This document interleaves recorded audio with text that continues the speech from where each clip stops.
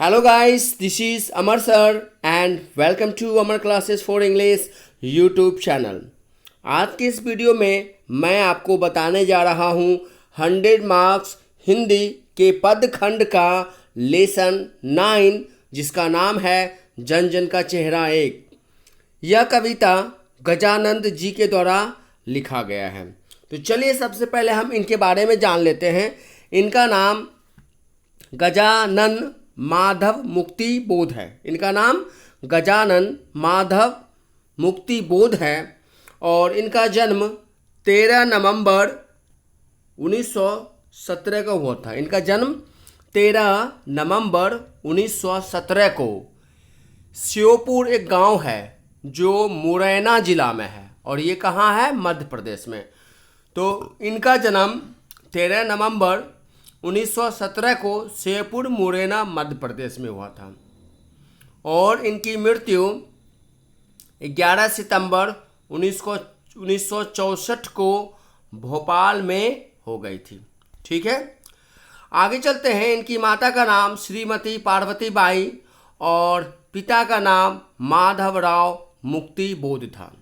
इनके पिताजी एक इंस्पेक्टर थे, तो जिसके कारण इनको अलग अलग जगह पर जाना पड़ा, जिसके कारण इनकी पढ़ाई भी काफ़ी बाधित रही। इनकी जो शिक्षा हुई, इन्होंने उज्जैन से मिडिल की परीक्षा दी लेकिन वो असफल रहे 1930 में। फिर बाद में उन्होंने फिर से परीक्षा पास की। इंटर की परीक्षा माधव कॉलेज से उन्होंने पास की 1935 में। फिर उन्होंने बीए किया 1937 में इंदौर के होलकर कॉलेज से। फिर इन्होंने एमए 1953 में किया। 1953 में एमए किया हिंदी से और ये इन्होंने किया नागपुर विश्वविद्यालय से। ठीक है, इनकी जो रचनाएं हैं वो है चांद का मुंह टेढ़ा, काठ का सपना, सतह से उठता हुआ एक आदमी, भूरी भूरी खाक धूल। ठीक है, तो अब चलते हैं इस एमसीक्यू के वीडियो में। आपके सामने पहला क्वेश्चन है कि जन जन का चेहरा एक के जो कवि हैं ये कौन हैं? तो जन जन का चेहरा एक शीर्षक कविता के कवि कौन हैं? तो गजानन माधव मुक्ति बोध हैं। गजानन माधव मुक्ति बोध हैं। दूसरा क्वेश्चन आपके सामने है कि गजानंद माधव मुक्ति बोध का जन्म कब हुआ था? तो गजानंद माधव मुक्ति बोध का जन्म 1917 को हुआ। कब हुआ था? 1917 को हुआ था। क्वेश्चन नंबर 3, गजानन माधव मुक्ति बोध का निधन कब हुआ था? गजानन माधव मुक्ति बोध का निधन कब हुआ था? तो इनका निधन जो है 1964 में हुआ था। कब हुआ? 1964 में। क्वेश्चन नंबर 4 आपके सामने है। ये क्वेश्चन जो है ये कह रहा है कि गजानन मतलब मुक्ति बोध जी के माता का नाम क्या था? तो मुक्ति बोध जी के माता का नाम श्रीमती पार्वती बाई था। इनकी माता का नाम श्रीमती पार्वती बाई। और पांचवा क्वेश्चन है कि मुक्ति बोध जी के पिता का क्या नाम था? तो इनके पिता का नाम माधवराव मुक्ति बोध, माधवराव मुक्ति बोध था। क्वेश्चन नंबर 6 कह रहा है कि गजानन माधव मुक्ति बोध का जन्म कहाँ हुआ था? तो इनका जन्म जो है, इनका जन्म आपको पता ही होगा मध्य प्रदेश में हुआ था। तो इनका जो है जन्म ग्वालियर मध्य प्रदेश, यहाँ पर क्या हो जाएंगे? ग्वालियर मध्य प्रदेश में इनका जन्म हुआ था। ठीक है, क्वेश्चन नंबर 7 में चलते हैं। तो गजानन माधव मुक्ति बोध ने एमए किस विषय से किया? तो मुक्ति बोध ने एमए हिंदी से किया था, हिंदी से 1953 ईस्वी में और नागपुर विश्वविद्यालय से किया था। ठीक है, अगला क्वेश्चन आपके सामने है क्वेश्चन नंबर 8 कि इनमें से मुक्ति बोध की रचना कौन सी है? तो जन जन का चेहरा एक तो है ही, गांव का घर, हार जीत, अधिनायक ये तीनों नहीं है। तो इनमें से मुक्ति बोध की रचना कौन सी है? तो जन जन का चेहरा एक, जन जन का चेहरा एक ये है। अगला क्वेश्चन है कविता के अनुसार। जब आप कविता पढ़ेंगे तो पता चलेगा कि कविता के अनुसार ज्वाला कहाँ से उठती है। तो कविता के अनुसार ज्वाला जो है वो जनता से उठती है। कहाँ से उठती है? जनता से। ठीक है। अगला क्वेश्चन है कि गजानंद माधव मुक्तिबोध की पत्नी का क्या नाम था। इनकी पत्नी, मतलब क्वेश्चन नंबर 10 कह रहा है कि गजानंद माधव मुक्तिबोध की पत्नी का नाम क्या था। तो इनकी पत्नी का नाम था शांता जी। क्या नाम था? शांता जी था। इन्होंने प्रेम विवाह इनसे किया था। ठीक है ना। गजानंद माधव मुक्तिबोध ने शांता जी से प्रेम विवाह किया था।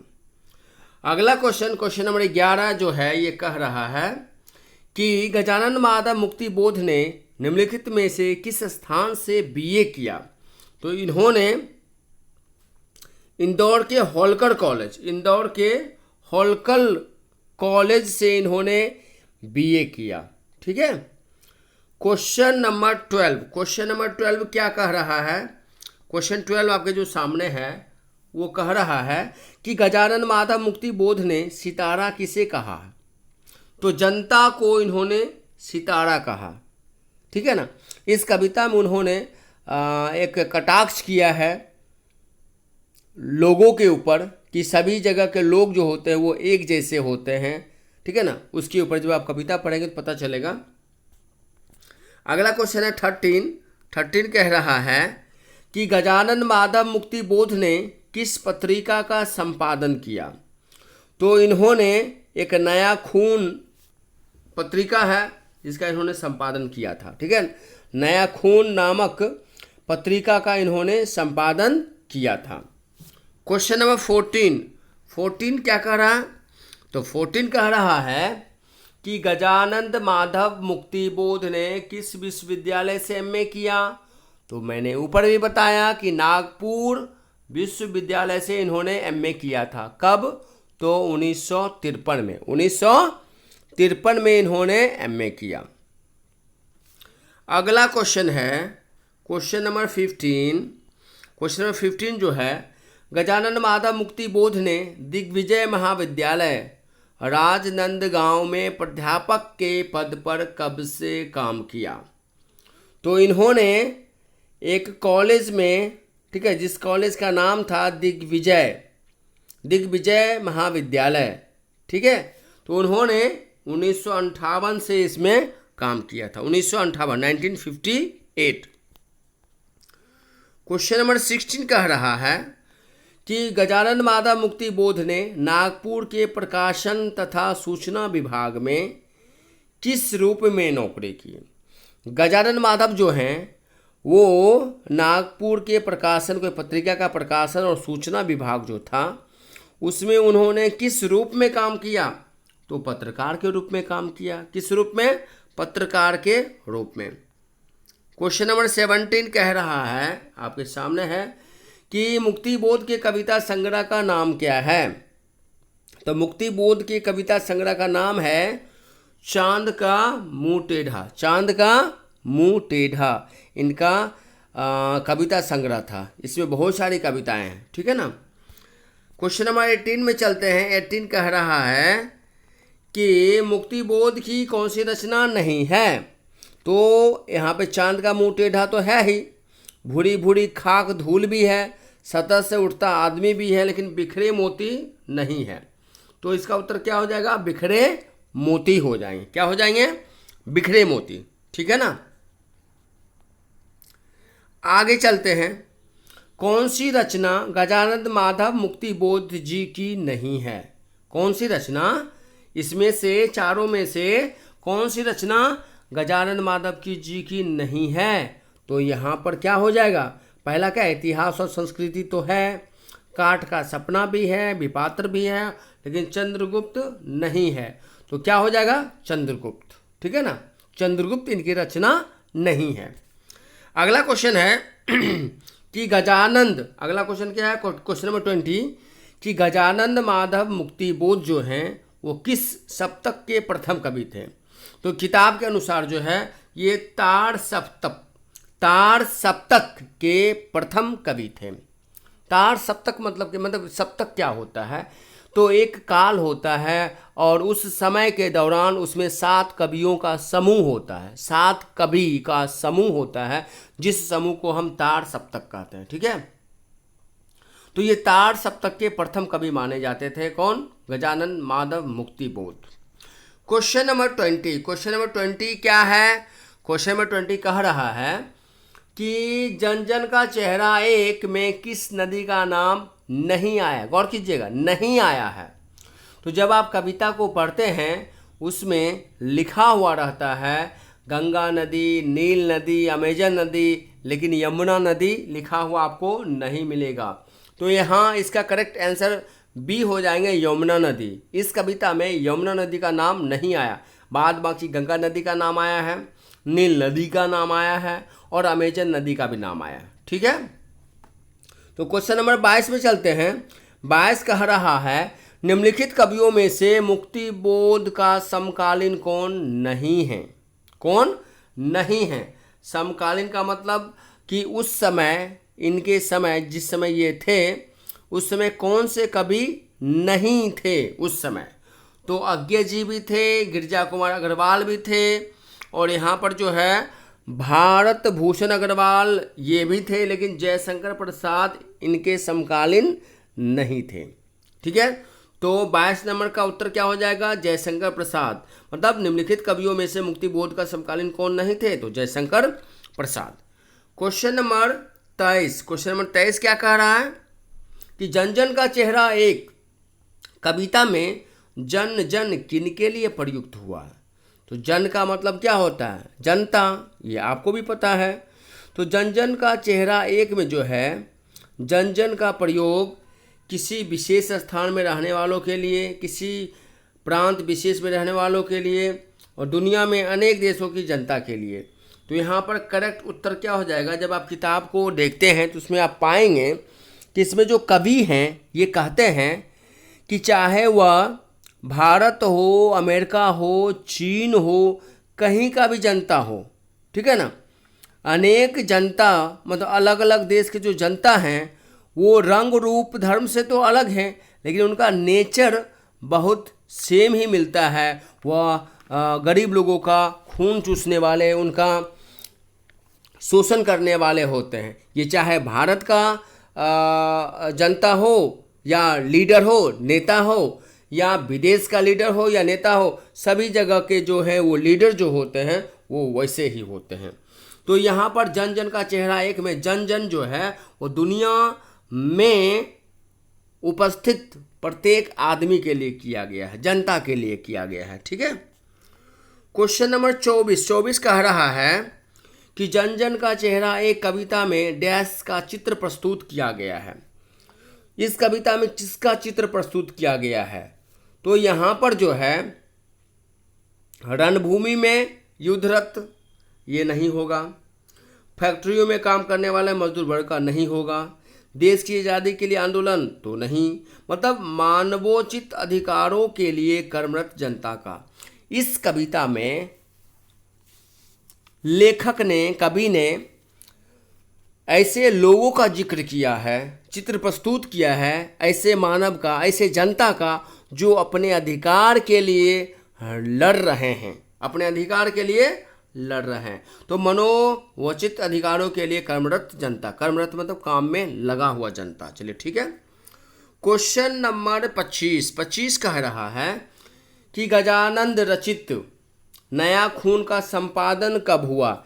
गजानन ने एक पत्रिका का संपादन किया था जिनका नाम है नया खून, जिसका नाम है नया खून, और इन्होंने इस पत्रिका का संपादन 1956 में किया था, 1956 में किया था। क्वेश्चन नंबर 26 में कह रहा है क्वेश्चन कि मुक्तिबोध को उनके घर में किस नाम से पुकारा जाता था?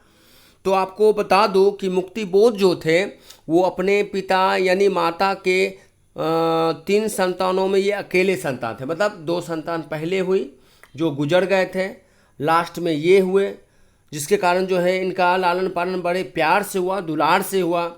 इनके घर में बहुत सारे नौकर थे, कपड़े बदलने के लिए, खाना खिलाने के लिए, घुमाने के लिए। तो ये जब कोई भी परीक्षा पास करते थे तो इनके घर में एक त्यौहार जैसा मनाया जाता था। अगर कोई भी इन्होंने परीक्षा पास किया तो इनके घर में एक उत्सव जैसा माहौल हो जाता था। ठीक है, तो इनका नाम जो था ना बाबू साहब था। क्या नाम था? बाबू साहब। ठीक है ना, बड़े ही दुलारे थे ये, और इनके पिता एक इंस्पेक्टर थे। ठीक है, तो आगे बढ़ जाते हैं क्वेश्चन नंबर 27। क्वेश्चन नंबर 27 क्या कह रहा है कि गजानन माधव मुक्ति बोध जी का जन्म किस समय हुआ था? इनका जन्म रात के 2 बजे हुआ था। कब हुआ था? रात के 2 बजे। क्वेश्चन नंबर 28 कह रहे हैं, क्या कह रहा है 28 में?